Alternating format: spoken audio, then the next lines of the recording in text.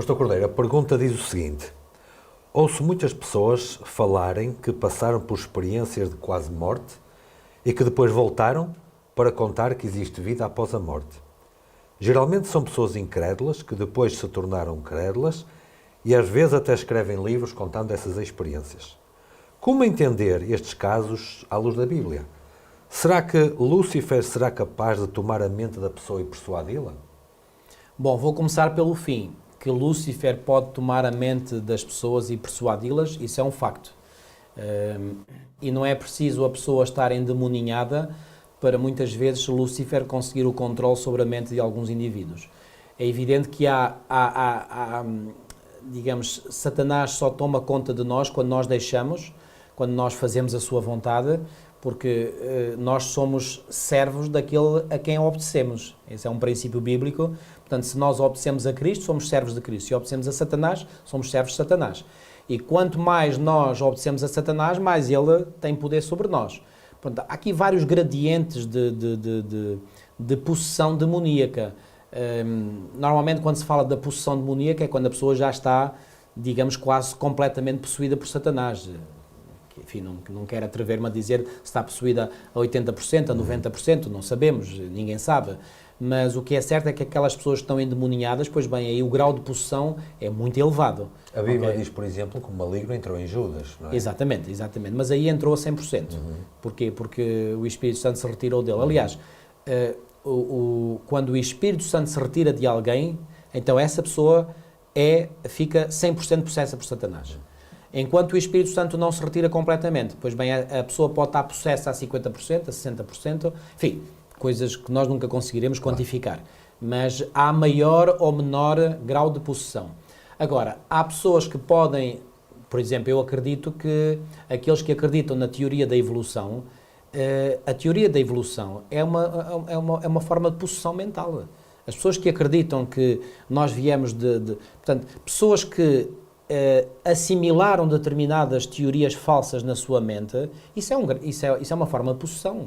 Portanto, essas pessoas estão possuídas, não têm consciência disso, não andam aí a estrebuchar como é normalmente a imagem que temos de uma pessoa que está possessa, mas essas pessoas estão possuídas. A pessoa que acredita na evolução, que acredita em outras teorias, se essas teorias são de origem satânica e a pessoa aceita essas teorias, então essa pessoa está sob a influência de Satanás. Isso não há questão, não há dúvidas sobre isso. Agora, voltando à questão, portanto, que diz respeito às experiências de quase morte, às experiências de quase em que há morte. relatos de vida depois da morte. A expressão experiências de quase morte falam por si. É quase morte, não é morte. Então, para sermos honestos e sinceros e, portanto, objetivos, ninguém foi à morte e depois voltou da morte. Se houve alguém que viveu essa experiência, foram aquelas pessoas que Jesus ressuscitou da morte. Por exemplo, o Lázaro, o filho da viúva de Naum, e a filha de Jairo. Sim, essas pessoas é que poderiam realmente contar o que é que viveram na morte, porque estiveram na morte e voltaram da morte.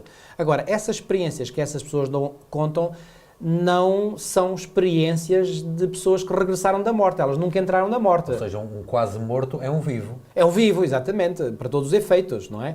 Portanto, o que essas pessoas viveram foram experiências alucinogénicas. Ou seja,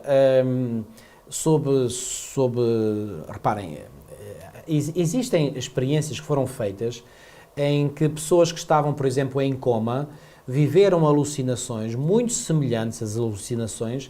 Há alucinações que foram induzidas quando as pessoas foram, por exemplo, injetadas com algumas drogas alucinogénicas, como é o caso, por exemplo, uma das mais famosas, aqui há uns anos atrás, há umas décadas atrás, era o LSD.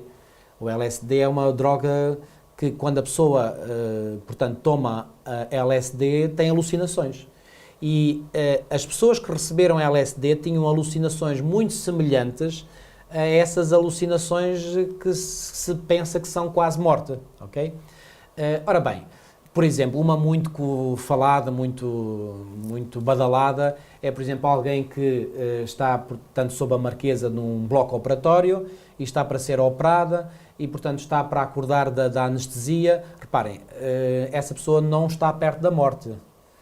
o facto de estar anestesiada não quer dizer que esteja perto da morte. Está apenas inconsciente. Está inconsciente, mas estar inconsciente não quer dizer que esteja perto da morte. No sono também estamos inconscientes. Exatamente. E não estamos mortos e estamos muito longe de estar mortos, não é? Portanto, essa pessoa que está no bloco operatório a ser operada está num coma induzido pelas substâncias, pelos medicamentos, neste caso pelos medicamentos anestésicos que lhe foram administrados, e portanto essa pessoa, quando começa a recuperar desse coma induzido, ou seja, a recuperar da anestesia, então aí é que a pessoa às vezes tem alucinações, e uma das alucinações muito descritas em alguma literatura é que essa pessoa, por exemplo, sentiu que saía do seu corpo e que foi até ao teto do bloco operatório, depois lá do teto via o corpo cá em baixo. Bom, isso é uma alucinação. Portanto, isso não prova nada. Portanto, repara, era o mesmo que eu ter um sonho completamente estrambólico e nesse sonho eu, por exemplo, imaginava que estava, como já me aconteceu muitas vezes, estava a voar e então eu acordava do sonho e dizia, olha, porque eu sonhei que estou a voar, um dia eu vou poder voar. Mas voltando ao princípio, se a pessoa tem a alucinação, está viva. Está viva, exatamente. Portanto, não podemos falar aqui... De regresso da morte. De regresso da morte. Isso está completamente exposto. E mesmo quase morte, eu ponho muitos pontos de interrogação à frente. Porque há muitas situações em que... Bom, há comas que resultaram de acidentes, etc. Sim, existe. Mas quando o coma é profundo, não há consciência. Repara, a maior parte das pessoas que saem de um coma não têm consciência que estiveram em coma. A maior parte. Isto é 90 e tal %. Ou seja, quando há uma experiência sensorial da pessoa ter visto alguma coisa, que normalmente é uma alucinação, isso é numa fase em que a pessoa não está em coma profundo, porque em coma profundo não se tem alucinação nenhuma. É o mesmo que acontece com o sono. Existem estudos feitos com eletroencefalogramas para ver qual é a atividade do cérebro quando a pessoa está a dormir. Quando a pessoa está no sono profundo, não sonha. Os sonhos só existem numa fase do sono em que nós já estamos quase para acordar, ou entramos no sono, ou estamos para sair do sono. Nessa fase, chama-se a fase do sono REM. REM é um acrónimo de Rapid Eye Movement, portanto, movimento dos olhos rápido, em que a pessoa está com as pálpebras fechadas, mas os olhos estão a mexer-se. Porquê? Porque essa pessoa está como que a ver um filme. Okay? Só nessa fase do sono REM é que as pessoas sonham.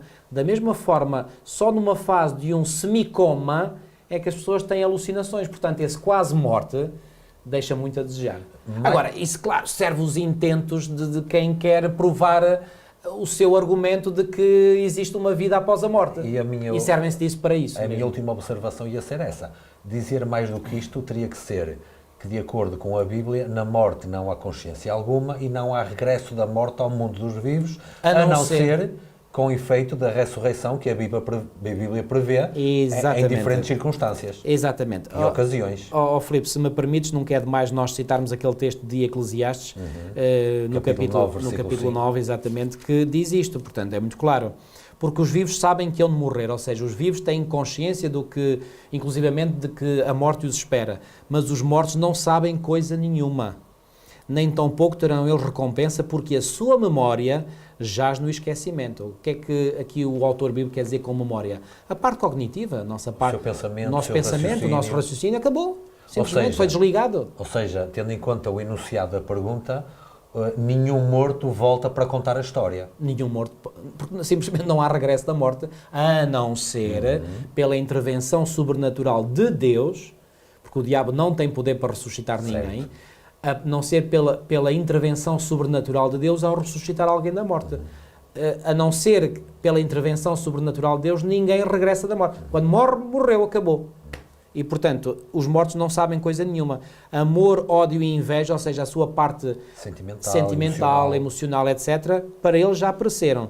Para sempre não têm eles parte em coisa alguma do que se faz debaixo do sol. Portanto, os mortos não sabem coisa nenhuma e, portanto, isso são argumentos muito subtis para querer dar a entender que, através dessas experiências, se provou que na morte há consciência após a morte. Isso é um engano satânico, porque Satanás interessa-lhe que as pessoas acreditem que depois da morte existe algo que separou do corpo, que se chama a alma, que anda por aí, que permanece consciente e que é possível entrar, se permanece consciente e se anda por aí, então é possível entrar em contacto com essa alma. E aí está a base, o fundamento do espiritismo, que é a suposta entrada em comunicação com os falecidos, o que é um engano totalmente diabólico, porque aí o que Satanás quer é que as pessoas entrem em contacto direto com ele e com os seus demónios, e não com os mortos, porque os mortos não sabem coisa nenhuma.